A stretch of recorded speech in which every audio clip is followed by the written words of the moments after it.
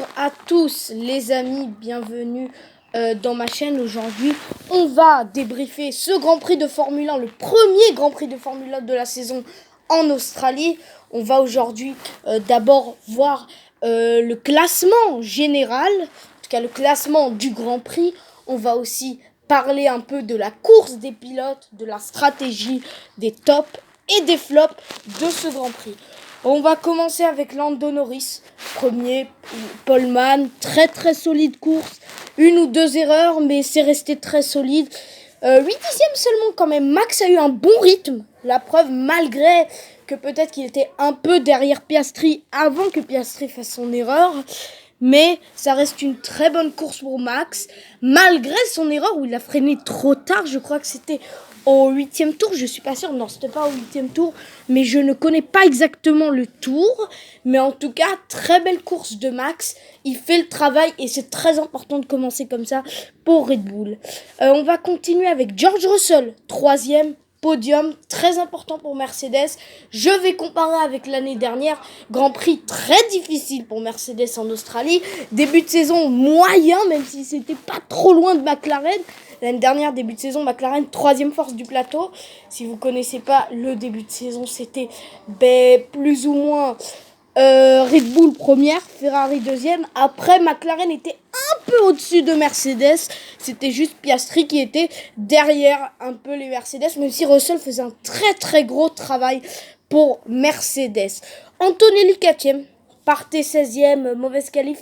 Je crois qu'il y a eu des dommages sur sa voiture, ce qui lui a pas permis de se qualifier en Q2, même en Q3, mais parce qu'il s'est fait éliminer en Q1. 16e place. Qualif difficile pour le rookie italien, il est très jeune, c'est le deuxième pilote, le deuxième plus jeune pilote de l'histoire de la Formule 1 à marquer des points. Il fait un très gros travail, très bon travail aussi George Russell, c'est très solide le Grand Prix de Russell.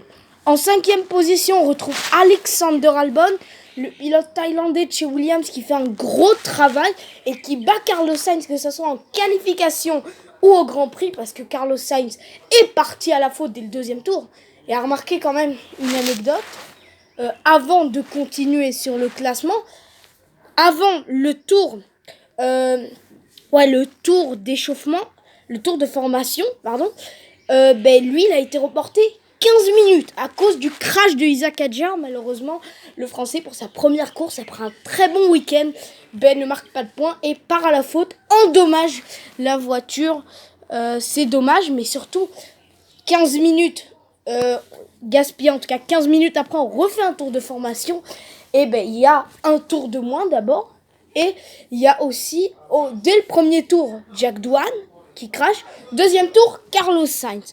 Stroll, très bon travail, 6e place. J'ai vu le Grand Prix et ce qui a changé cet ordre un peu, disons qu'on n'a pas l'habitude de voir Stroll en P6, mais très bon travail parce qu'Alonso a crash. C'est pas le crash d'Alonso qui a tout changé, mais bien la 3e safety car qu'il y a eu. Bien sûr, la première safety car était celle de Doohan. Après sur le crash d'Alonso et le crash de Lawson et Bortoleto. Pas ensemble, mais dans le même tour. Les deux pilotes ont fait un crash, mais c'est surtout là où l'ordre a changé dans la dernière safety car. 7e Hülkenberg, très bon travail pour Sauber. Une mauvaise anecdote sur Sauber l'année dernière et une bonne anecdote par rapport à cette saison, c'est que Nico Hülkenberg il marque plus de points en une course que toute une saison l'année dernière de Sauber. Ça veut dire aussi que Hülkenberg est un très bon pilote. C'est aussi une bonne anecdote par rapport au pilote allemand. À Ferrari, Charles est 8e, derrière l'Aston Martin de Lance Stroll et la Sauber de Hülkenberg. 8e, seulement 4 points, déception pour Charles Leclerc.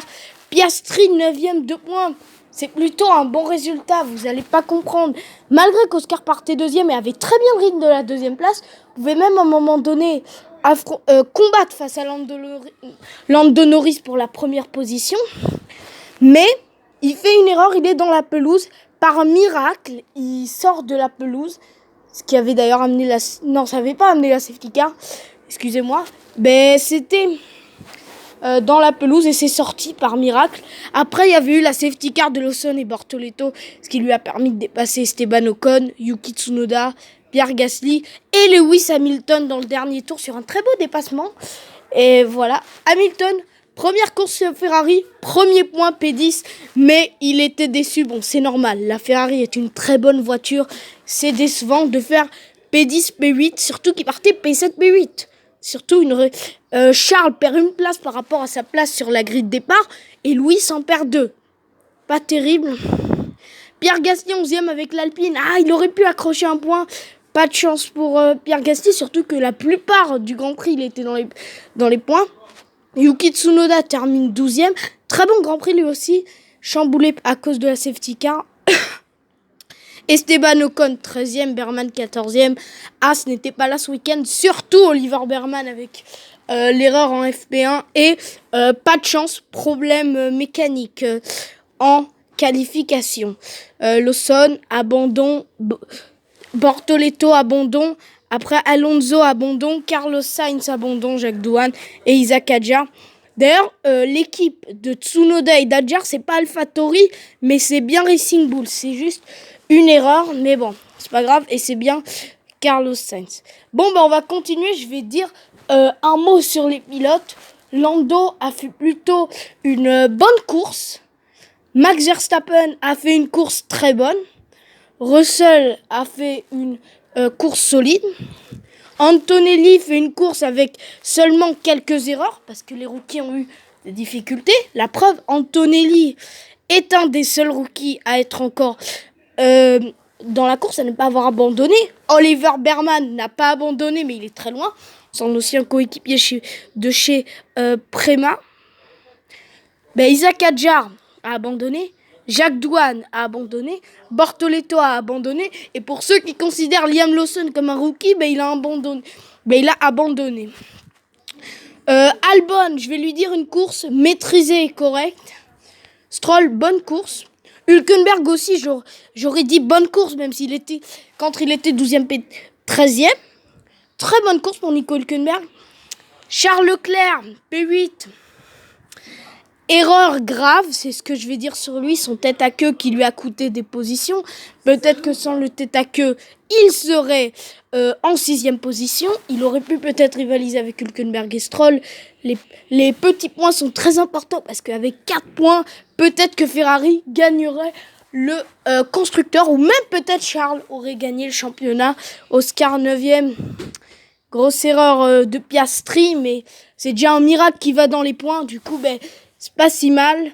Hamilton, il apprend de la Ferrari. C'est pas si mal, mais bon, il était 9e, fallait rester 9e. Malheureusement, Oscar Piastri le dépasse. Malheureusement pour Ferrari, et voilà.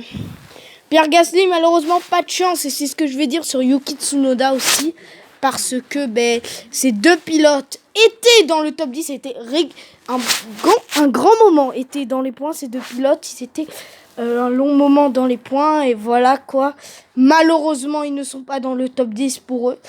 Voilà, pas de Français dans les points. C'est pas un bilan positif ce premier Grand Prix pour les Français. Même si Pierre Gasly était vraiment pas très loin. Après Esteban Ocon et Oliver Berman, il n'y a vraiment pas quelque chose à dire sur eux. Ils étaient trop loin. La Haas n'était pas là ce week-end, en tout cas surtout celle de Berman.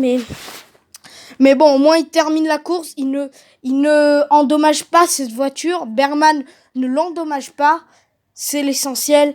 Mais les Haas, on n'a pas vraiment quelque chose à se dire. C'est vraiment l'équipe de la fonte grille de ce week-end. Liam Lawson crash. Une mauvaise qualification. Du coup, techniquement, il gagne 3 places parce qu'il partait 18e.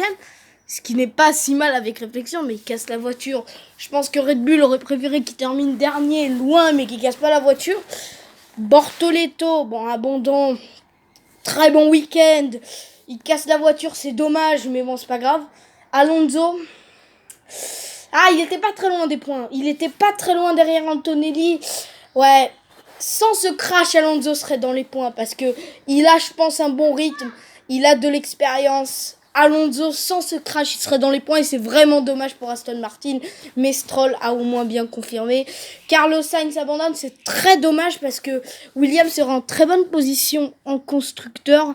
Malheureusement, pour Sainz, c'est le crash. Doohan, le crash, Ben, on était en début de course, du coup, il n'y a pas vraiment quelque chose à dire dessus. Peut-être qu'il aurait pu faire mieux.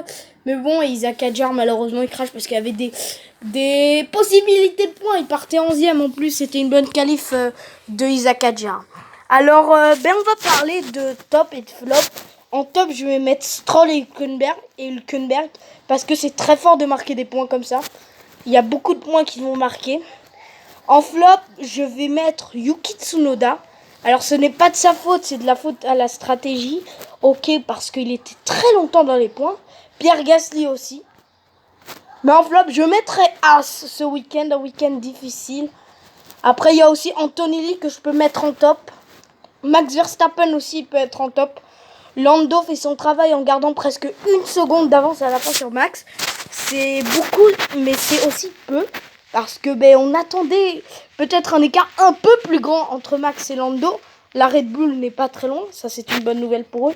Peut-être en flop, Oscar Piastri, il a fait une très bonne course, mais à son erreur, elle paye. Mais bon, Ferrari, stratégie Ferrari, erreur. Ils auraient pu être mieux classés malheureusement pour la Scuderia Ferrari. C'est vraiment, cette P8 et P10 est une grande déception. Déjà que j'étais déçu de la P7, P8 en qualification. Et la stratégie Ferrari, elle fait très mal. Et on dit que c'est plus comme que c'est terminé. La version 2022, les stratégies étaient mauvaises. Mais aujourd'hui, bon, c'est vrai que c'était très très dur. C'est une loterie. Mais c'était une mauvaise stratégie, mais bon, on va oublier, c'est pas comme, à mon avis, 2022. C'est une loterie, c'est pas grave, parce que c'était surtout sous la pluie. Alors, au classement constructeur, c'est McLaren qui est leader. Mercedes est deuxième. Williams est quatrième. En tout cas, je suis pas sûr du classement constructeur. J'ai mis un post sur ma chaîne. Vous pourrez le voir dès que vous terminez cette vidéo.